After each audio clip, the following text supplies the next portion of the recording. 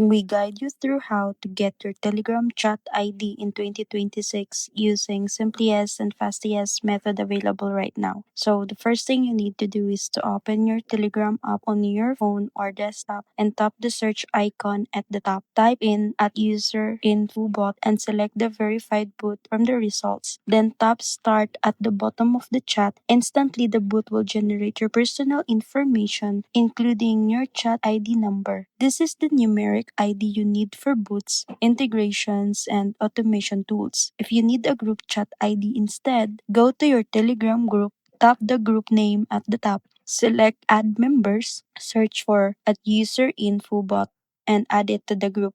After adding the bot, send any message in the group like start or hello, then open the bot's reply to see the group chat ID display as negative number.